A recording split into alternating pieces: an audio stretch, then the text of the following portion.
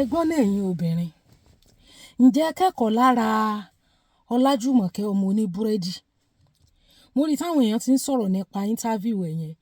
Bèmi náà wá farabalẹ̀ lọ wo interview yẹn. Mo ní kí èèyàn kan send link interview yẹn sí mi, so mo wá wò. Mo wá wò pé ayé yìí ó ní agbára. Ká kọ́kọ́ mú láti level irọ́ tó kọ́kọ́ pa fún ẹni tó fẹ́ ràn lọ́wọ́. Mo understand fact pé à ń gbé ní a part of the world níbi tí marriage ti wà overrated. Ìwọ tó mọ̀ wípé single ni ọ́, why did you call yourself a married woman?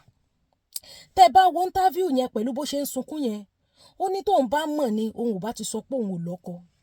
Ìwọ tó jẹ́ pé single mother ni ọ́, tó ń struggle, tó ń kiri búrẹ́dì, tí Grace wá found yẹ, òun gangan ni typical example of them sọ pé Grace found me. Tó wá sọ pé single ni ọ́ àmọ́ ti lọ́mọ o, tó wá ló yà a married person. Kí ni máa ṣe àwa èèyàn náà tó ṣe wípé ní ṣé mọ̀ ìtàn ọmọbìnrin yẹn fún àwa tá a bá mọ̀ ń pa ẹ̀, ó dà pé around 2016 yẹn ni búrẹ́dì ló ń kiri. Tí Bello wọ́n need location tí wọ́n ti fẹ́ ya iṣẹ́, wọ́n wá lọ take visibility study of that particular location. Wọ́n ya àwọn photo, wọ́n ya àwọn àwòrán. Fortunately for her, ara àwọn àwòrán tí wọ́n yà ó ṣèèṣì hàn nínú kanú àwòrán hùn. Ìgbà tí wọ́n gbé àwọn photo yẹn délé lọ́dọ̀ ọ̀gá, normal irú àwọn photo ó yẹ kán ní eléyìí tí ẹ ti bà photo yìí jẹ́, ẹ delete yẹn, ẹ delete ibi tán ti ń ṣe gbogbo tí wọ́n ń ṣàṣàyàn photo ibẹ̀ lẹ́ni tí wá ní ọmọ ìgan ló níìdí ẹ bóun wá ọmọ yìí rí. Ìjọ́ kejì tí wọ́n rè bá ń bakery tí wọ́n sọ pé èèyàn kan wà, celebrity wà, ẹ̀rù ti bà pé kí lòun ṣe sóun ò ṣe nǹkan kan, ayọ̀ ni kò sí ṣòro kankan, ọ̀sẹ̀ nǹkan kan. Bógo ṣe fáǹdì ọmọ rí nù lògó bá wárí. Mo rántí ìgbà náà pé ìgbà yẹn mi tí ìmọ̀ social media work, àbúrò mi kan ní ṣàlàyé kíní ń fún mi. Mo sì tún gbọ́ téèyàn kan tó fi kọrin pé ọmọge tó ń ta búrẹ́dì, mo ṣáà gbórin yẹn rí bẹ́ẹ̀ story ẹ̀ ń fi bẹ́ẹ̀ understand ẹ̀ ńgbà náà.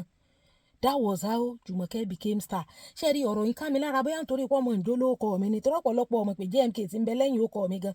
Jumoke mọ shorting sí JMK yìí, namesake mi ni. Mo wá wo interview yẹn, ẹ̀rù Ọlọ́run wá bà mí, àánú ọmọ tó ń wá ṣe mí, ṣùgbọ́n mo mọ̀ pé yóò rore ọ̀fẹ́. Nígbà tó di star yẹn, ìwọ tó ti mọ̀ pé ṣé ẹ̀yin ò mọ̀ pé obìnrin tó bá ti wà successful ìmọ̀ irritate àwọn ọkùnrin ni. Success obìnrin is an irritant to virtually, especially àwọn ọkùnrin tán jẹ́ àwọn African Yorùbá ọkùnrin, virtually gbogbo wọn wọ̀nyí fẹ́ kó sórí gbogbo àwọn tá à ń wò tán jẹ́ celebrity ńláńlá yẹn, àwọn èèyàn kàn máa ń wò wọ́n ni wọ́n fẹ́ wọn. Because ìwọ tó bá wà successful gẹ́gẹ́ bí obìnrin, tó o bá jẹ́ táìpù kan tí ò ní sùúrù, tí ò farabalẹ̀, tó o bá hánra tó lọ ṣe pẹ́pẹ́ fúrú tẹ̀lé ọkùnrin kiri, Ọlọ́run má jẹ́ ká yí ẹ padà run. Ọmọbìnrin kan share experience ẹ̀, mo ṣì ń bọ̀ lórí ọ̀rọ̀ Jumoke yẹn o. Ó ní nígbà tóun parí iléèwé, ó lọ́kọ òun ní kóun mọ́ ṣiṣẹ́. Ẹni òun ṣáà ń tajà, òun graduate. Ẹni tóun wá bá pàdé pé yóò bóun wáṣẹ́, òun ò nídìí láti ṣe interview pẹ̀lú grade tóun gbé jáde everything. Ẹni yẹn ọ̀gá dẹ̀ ni. Ó lọ kò bóun ṣe délé lòun sọ fọ́kọ òun, ọkọ òun ló delete nọ́mbà ènìyàn lórí fóònù òun. Kì í sì sáyé WhatsApp àbí ẹni tẹ́tẹ́ ti delete nọ́mbà tóun ò fi nọ́mbà ẹni yẹn dè ní.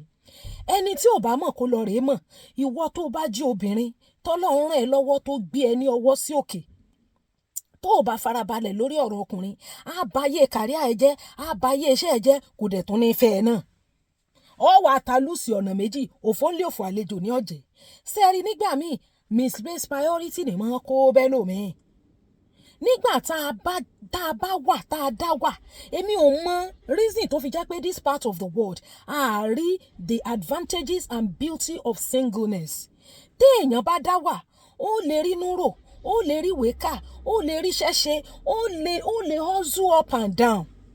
Bẹ́ẹ̀ tó bá ti lè attach ara ẹ mọ́kùnrin, tó fojú ẹ rí wípé láyé àwọn teenager yẹn, tó bá ti di wípé wọ́n ń kọ́kùnrin, wọ́n ń serious mọ́ nínú school, máàkì wọn máa decline ni because you have been distracted. Now, the case of Olajumoke is a big case study for us. Ẹni tí ò fẹ́ tó já ẹlẹ̀, ó ní tó bá ná òun, á bú òun, á bú ìyá àwọn ará òun sílé. Ó ní mọ́mí òun tó wá máa sọ fóun pé kódà tó bá mú àwọn síta tó ná àwọn báyìí, ìwọ ló fà wọ́n wọ́lẹ̀ because àwọn ò fi ẹ́ lọ́kọ, ìwọ ló kó lọ ilé rẹ̀. Sẹ́ni tó bímọ fún tí ò fẹ́ ọ, so ó ti mọ̀ pé kò ní interest in you ni. Wíwá tó padà wá yẹn nítorí pé Grace found yẹ, o ti soríire, ayé ẹ ti yàtọ̀, ìwọ náà ti better. And náà dẹ̀ sọ ní interview ẹ̀ tẹ́ bá wò ó ní opportunity comes but once. Bẹ́ẹ̀ mo gbà ládùúrà fún Jùmọ̀kẹ́ pé lágbára Ọlọ́run ó jẹ́ kó tún rí opportunity mi. Ó lè má wà this massive. Ṣé mọ̀ pé ńgbà míì tí àwọn ayé bá dìde síyàn láti ràn yàn lọ́wọ́, zeal tán fi dìde yẹn, téèyàn bá lose opportunity yẹn, tọ́lọ́n bá tún fún yàn lórí ọ̀fẹ́ gan, zeal yẹn, moral yẹn lè má high tó ti ìbẹ̀rẹ̀ mọ́. Ó ní tí èbá ṣe bàbá àwọn ọmọ òun àti ẹni tóun tún lọ rèé bá ṣiṣẹ́ yẹn, ó ní kárí àwọn ò ní scatter báwọn. Nítorí wípé despite the fact wípé ó yapa kúrò lọ́dọ̀ àwọn tí wọ́n gbé lọ́wọ́ sókè, ó láwọn ẹni nǹkan ò tún fòun sílẹ̀. Apart from the fact pé ó lóun ò lọ léèwé, wọ́n yàn oúnjẹ nítorí pé òun ò kàwé, gbogbo yẹn gan ti ẹ̀kọ́ ní issue. Why tó fi kó lọ léèyàn tí ò fi ọ nígbà tí orí ò fẹ́ wá orí tán? Ṣé ìwọ ò mọ̀ pé owó epo láyé ń bá ní lá? Ọkùnrin tí ò tọ́jú ẹ, tí ò tọ́jú ọmọ tó bí fún, tó lọ́nu agolo tó ń ta búrẹ́dì ní bakery tó ń kiri, tó wá rí wípé owó dé ògo dé, Grace fáǹdì ẹ, ó ti mọ̀ wípé irú ọkùnrin yẹn torí lọ́wọ́ ẹ ló ṣe padà wá, kò dẹ̀ lè torí ẹ̀ nífẹ̀ẹ́. That is a lot of things. Ṣé rí nígbà míì a dúpẹ́ pé a gba ọ̀nà yìí wọlé fún ọ̀rọ̀ tá à ń sọ. Tá a bá gba sáìdì àléébù àwọn ọkùnrin wọlé, àwọn obìnrin ò ní dúró. Torí wípé tá a bá fi àléébù yẹn hàn, tó o bá lọ bẹ́ síta kúrò lọ́dọ̀ rẹ̀, àwọn tó tún náà bá pàdé ó tún worst ju tó kúrò lọ́dọ̀ ẹ̀ lọ. Torí ẹ̀ la ṣe mọ́ ní ẹ mọ́ dúró, ẹ mọ́ forítì, ẹ mọ́ faradà. Sórí tí ọkùnrin bá frustrate ayé ẹ, ó gbàgbé pọ̀ wáyé rí. Especially in tí sì máa jẹ́ ìbànújẹ́ ọkùnrin míì, ó ní oríire ìyàwó tó bá fẹ́. Tí obìnrin bá ti bẹ̀rẹ̀ sí ní ṣoríire, tọ́wọ́ ẹ̀ bẹ̀rẹ̀ sí ní gbé sókè, tọ́lọ́run bẹ̀rẹ̀ sí ní fún ní àrísìkí, ìbànújẹ́ máa bá virtually. In fact, ọkùnrin tí kì í ìbànújẹ́ sí tẹ̀síwájú obìnrin, bóyá ló tó 2%. Ẹnìkan wá sọ comment section, how was she treating the man during her fame? Ẹ gbàgbé, the truth remains that the man never loved her.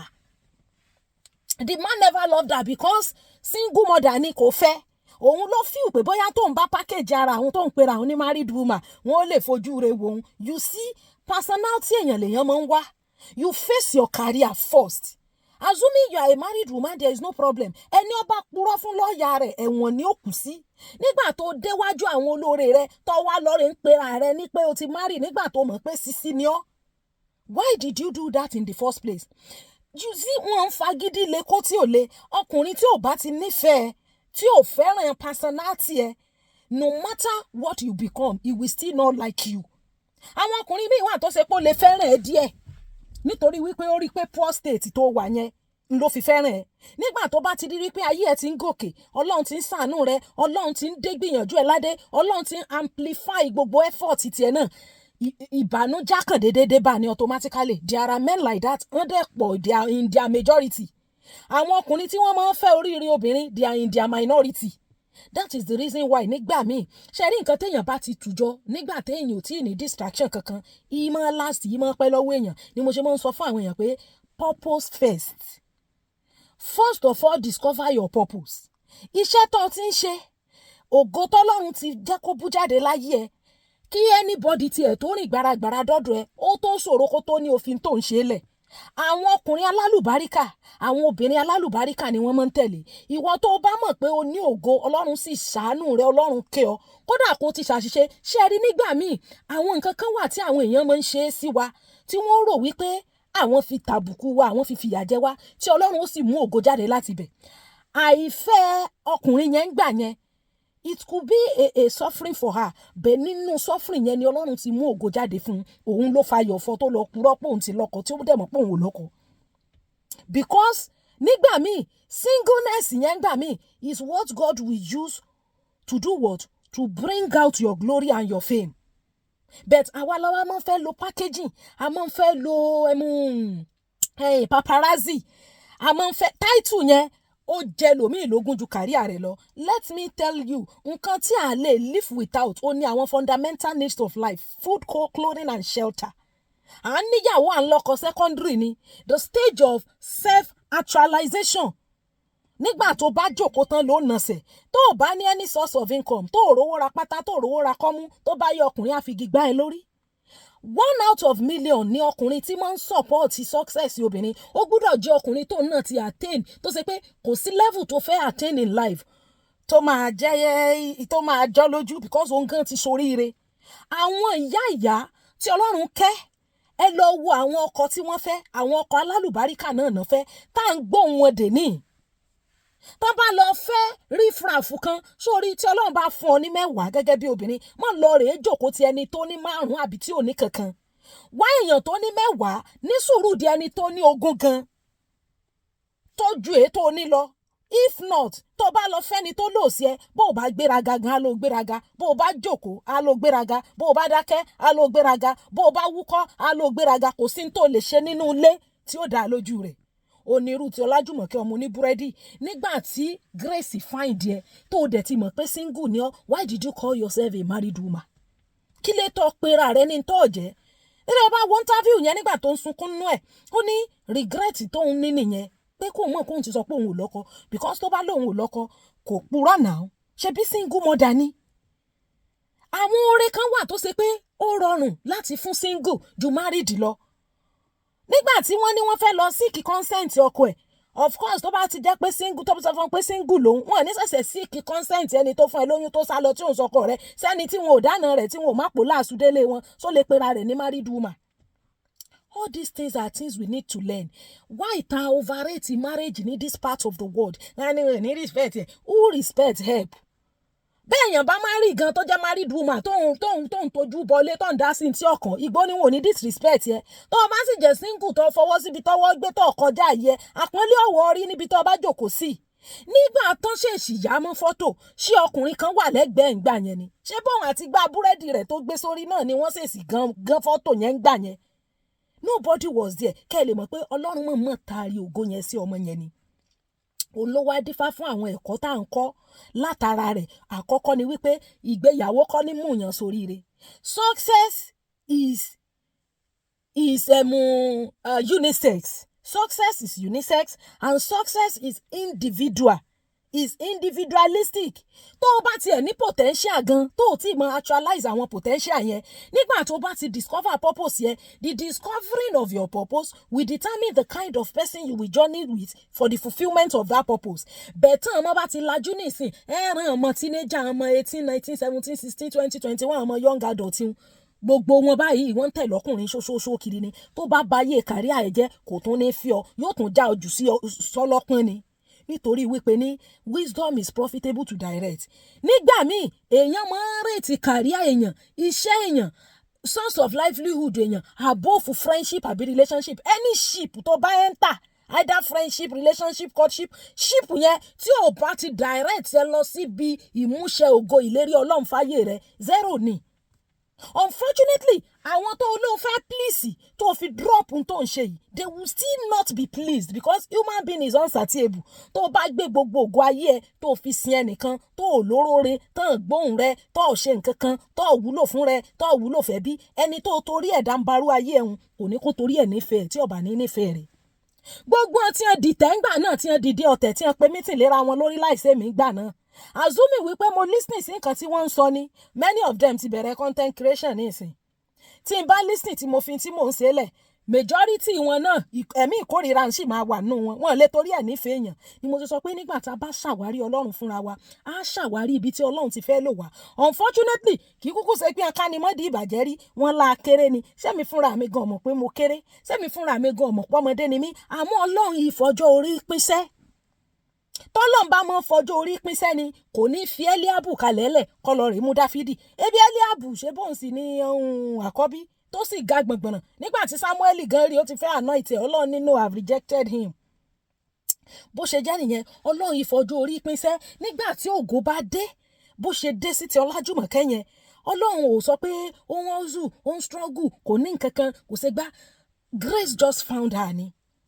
Ẹ wá wò, ẹ wo bó ṣe wá ṣe bẹ́ẹ̀ a mọ̀ wípé lágbára Ọlọ́run yóò rí orí ọ̀fẹ́ Ọlọ́run ó tún ṣàánú rẹ̀ Ọlọ́run ó tún fún un ní second chance toró náà jẹ́wọ́ ó ní òun ti kọ́ ẹ̀kọ́ nísìn òun sì ti learn ó wo òun kóun padà sínú industry yẹn we pray that God will help her but we are using her as a point of contact pé ẹni jìn sí kòtò ó kára yòókù lọ́gbọ́n purpose first ẹ má jà gbé anything above purpose májẹ̀mú Ọlọ́run fáyé wa tá a bá refuse láti fulfill májẹ̀mú Ọlọ́run fún ayé wa nítorí èèyàn kan God will choose another person to do that thing ẹni tó sì torí ẹ̀ dump career rẹ̀ yẹn kò ní torí ẹ̀ fẹ́ràn ẹ̀ kò ní torí ẹ̀ yóò fàyè ní ọ́ lára ni because virtually àwọn ọkùnrin success of a woman is always irritating them and yàwọn ẹgbẹ́raga yàwọn why did you rate your own personality above the success of another person kí ló tó fi jẹ́ pé personality tiẹ̀ yẹn òun ló jẹ́ lógún ju oríire ọmọlàkejì rẹ lọ